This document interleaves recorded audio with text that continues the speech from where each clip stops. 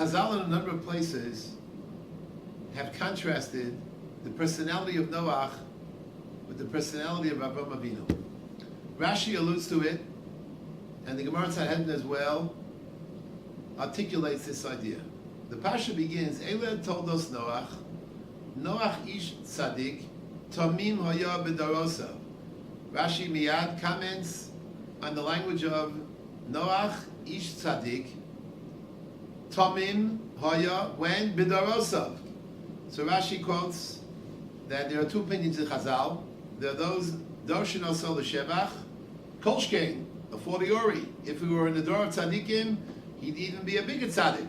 And others say no, l'gnai. That in his own generation he was a tzaddik. Had he been in the generation of Avraham Avinu, lo haya nechshav l'klum.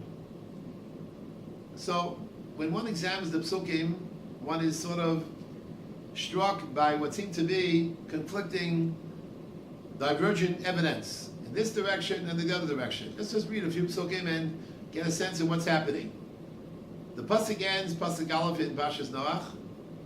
Es ha'elokim hisalech Noach. This is a very striking language. Rashi right away comments on it. With reference to Avraham Avinu, it says, Asher hisalachti lefonov.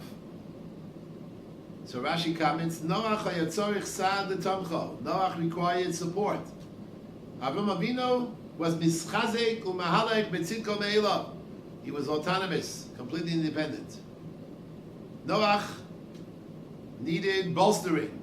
Noach needed Hashem as a bulwark. And Avraham Avinu, of course, was able to discover Hashem, where the Rambam describes in Perek Aleph of the Zohar, from the symmetry, the majesty, the complexity of the universe. One of the many proofs that Rishon will speak about in terms of proofs of the existence of God. Noach was not of that ilk, and Noach therefore required Hashem to support him. The Torah goes on to describe the terrible shchitut that took place, Hamas, Gezel, and Hashem then tells Noach that he should build the teva, and in effect, the Torah describes the dimensions of the teva, and Hashem indicated to Noach he's going to bring a deluge, a flood, and Hashem will continue to maintain the bris, the covenant. You, Noach, will enter the teva with your family, and obviously you're going to take from all the created beings that Hashem created. Vayas Noach, kechol asher tziva also Elokim kenosa. Noach is someone who follows. He's a disciple of Hashem Yisbarach. He's a dutiful Talmud. And then Hashem tells Noach, enter the teva, and again a striking expression. Vayomer Hashem leNoach bo ato v'chol beisecha al hateva ki oscha ra'isi tzadik lefanai bador hazeh. What is the nature of that expression? You should enter the teva. Why? Because you, I have seen, are a tzaddik lefanai bador hazeh. So Rashi comments, "V'lo nema tzadik tamid, mikan she'omer miktzah shvacha shalom b'fanav v'kulo shalom b'fanav." Again, here Rashi indicates that this pasuk is very seemingly out of place. Hashem tells Noach, enter the teva. That's sufficient.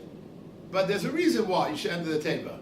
Ki oscha ra'isi tzadik lifanai bador hazeh. You are a tzaddik lifanai, in my presence, in this generation. Again, there's what to derive from this pasuk in terms of the nature of the righteousness of Noach relative to the righteousness of Avraham Avinu.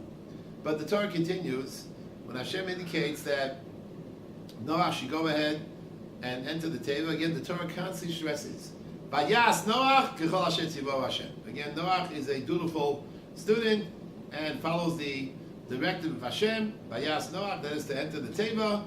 And then the Torah says, Vayavo Noach uvana v'yishto u'nishei vanav ito al hateva b'bnei mea mabul. Again, we're thunderstruck by the last three words. Noach entered the teva. Why? B'bnei mea mabul, says Rashi. Av Noach miktane emuna haya mamin ve'no mamin. He's hedging his bets. On the one hand, he is certain that Hashem is going to bring the mabul. Hashem told him. On the other hand, he doesn't completely believe it. V'lo nichnas l'teva ad shedechalku hamayim. He doesn't enter the teva till the waters, shall we say, were about to overwhelm him, engulf him, inundate him, and he had no choice but to enter the Teva. So the Torah has described the personality of Noach, and a bit later, Vayia Geshem al Haaretz 40 Yom ve'Arboim Laila, first Berachamim, and then they became Gishmei Din. The Torah goes on to say, Be'etzem hayom hazeh ba Noach, B'shem b'chom b'yefes b'nei Noach, ve'eshes Noach l'shoshes neshevonav, itam el teva. Again, a striking pasuk why the Torah had to underline the fact that that very day, so Rashi has a famous comment of Chazal, that the members of his generation said, Ilu on the road, also nichnas ha-teva, on the shomrim asav, hogrim asav. We see him enter the Teva. They didn't believe the entire enterprise. Mabul, what have you, the whole thing is a sham. The whole thing obviously has no foundation whatsoever. We will, in effect, kill him. I will, he'll enter the Teva in the height of the day. And we'll see exactly who's going to, shall we say, which word is going to actually, in effect, ultimately take effect. Of course, the Torah then goes on to describe Noach enters the Teva, and Vayizgor Hashem Ba'ado.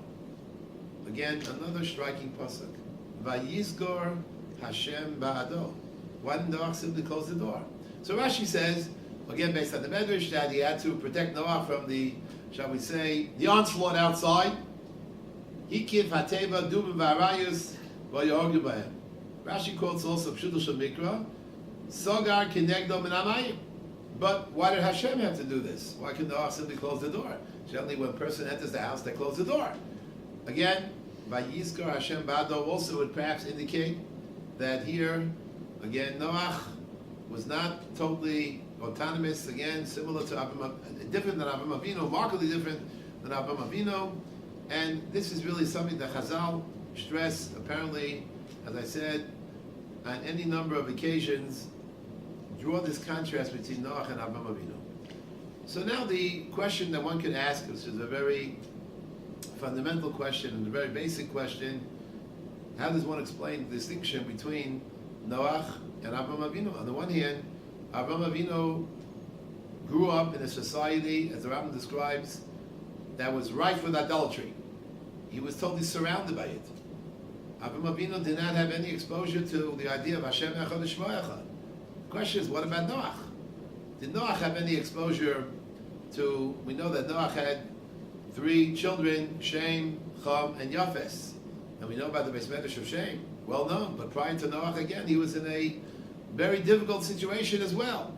So both Noach and Avraham really have a common element, that both of them essentially are surrounded by people who are obviously, in the case of Noach, Chamasnikim, Moli Gezel, where the Gemara says that the door was actually concretized, their situation was concretized because of Gezel. Vatimoli Haaretz Chamas, Ki Hishchis Kol Basar, is Dargu Ala Haaretz, Kates Kol Basar, here we have Znus, Avodah Zarah, and we have Androlusia, that came to the world.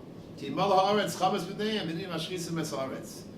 Again, one has to try to appreciate what we have, and even though earlier on, the Torah tells us at the end of Parshas Bereshis that when Hashem already recanted over the fact that He created humans, Vayomer Hashem Emches Adam Asher Barasi, B'Noach Motza Chein Be'nei Hashem. There it says that Noach found favor in the eyes of Hashem. Somehow Noach was able to find favor in the eyes of Hashem. We don't really have a precise understanding of that pasuk in what area. The Medrash speaks about the fact that Noach, his name of course is very critical. Noach le'elyonim v'Noach le'tachtonim. Noach le'shamayim v'Noach labrios. And then we see the Gemara Sanhedrin that describes how Noach behaved in the course of the many months he spent on the Teva with all the different, shall we say, species that Hashem created, a different feeding time. He was operating 24/7, and there's a conversation that the Gemara records actually, Eliezer, Hashem ben Noach, what exactly happened. And Noach is a great Baal Chesed. Noach is Malei Chaim. He's someone who obviously had to have tremendous kochos and tremendous character traits in order to be able to handle this entire menagerie that on the Teva. But on the other hand, we see that Noach does not have the same kind of persona that Avraham Avinu has.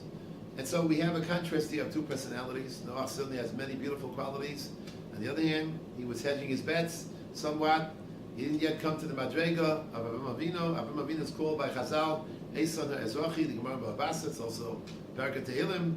Rambam calls him Amud HaOlam. He's considered to be the pillar, the staunch pillar, someone who came to Hashem Yisbarach on his own, through his own discovery of Hashem Yisbarach by examining the universe and the constellations and the galaxies. And Avram Avinu, therefore, is a category onto his own. Noach has many, many beautiful qualities. But Noach matzacheh b'nei Hashem, but Noach is not yet in the geder of Avram Avinu. So even though we have prior to Avram Avinu, we do have, shall we say, individuals, Adam Rishon and others actually. Chanoch, Vayisalei Chanoch Esor Elokim, Ve'inenu Kilachach Esor Elokim, and Noach also clearly was a person who was connected to Hashem Yisbarach. However, Noach did not yet reach the level of Avram Avinu, and obviously our model and our models in general are the Avos, Avosenu Akdoshim, Avram Yitzchak Yaakov. Those are the models that we have to strive for. We have to strive to be individuals who are Ma'aminim 100%. Not Ma'aminim who hedge our bets, not Ma'aminim who, shall we say, Ma'aminim... Pascal. Correct. Not Ma'aminim, correct, of the Pascal orientation, but rather Ma'aminim who are, shall we say, total Ma'aminim, absolute Ma'aminim. And that is not a simple thing, and certainly something that takes enormous amount of psychic energy. A person has to work on himself, a person has to nurture that Amunah, a person has to develop that Amunah. And unquestionably, the Madrega of Noach is also Madrega. It was unquestionably a Baal Madrega. However, the Torah describes him as an East Tzaddik, Tommy. But Esra Elokim is Halach Noach. We have to come to a point where we are the ones who are doing the Halicha, not that Hashem is accompanying us. And Avram Avinu, we know, the Pasuk says, Kum Yisalech Ba'aretz, La'arko L'Rachba, Ki L'cha Etnena. He is the one who's told Lehi Salech Ba'aretz. And later on, the Torah has actually, in Parshat B'chukosai, in the context of the brachos and klolos that were given to us, there also, the Torah speaks about that Hashem is going to be Salachti B'Somchem, V'yisi Lachem Elokim, and I will be for you a nation. The language of Alicha is found quite often. The Gemara says in Ba'Basra Dakuf, Avram Avinu was Koner Tzisel Ba'Alicha. Kum Yisalech Ba'aretz L'Orka L'Rachma Ki L'cha Nena. So he was able to become a Holech on his own. That is the ideal that we have to strive for. All of us should try to become Holchim, those who can V'nasati L'cha Malachim Bein Ha'omdim Ha'ela, the Navi says. Omdim, of course, are Malachim, they're Omeid. Human beings are Malachim. We are constantly moving about, hopefully in a vertical trajectory, but we have zigzags. We go up and down. There are aliyot and moradot. We are full of zigzags, but the ideal, of course, is to try to come to a point where we become so enamored of Hashem Yisbarach and of His Torah and of mitzvahs that we're going to be in Mitzvah Hashem, similar to Avram Avinu. He will be our model, Avram Avinu, the oil of Hashem par excellence, and that requires an enormous amount of work. Halabai, we should, all of us, individually, collectively, work on ourselves to come to the Madreg of Avram Avinu and Mitzvah Hashem, be Ma'aminim 1,000%, and the Be'ez Hashem Yisbarach, connect Hashem Yisbarach to the fullest extent that we possibly can.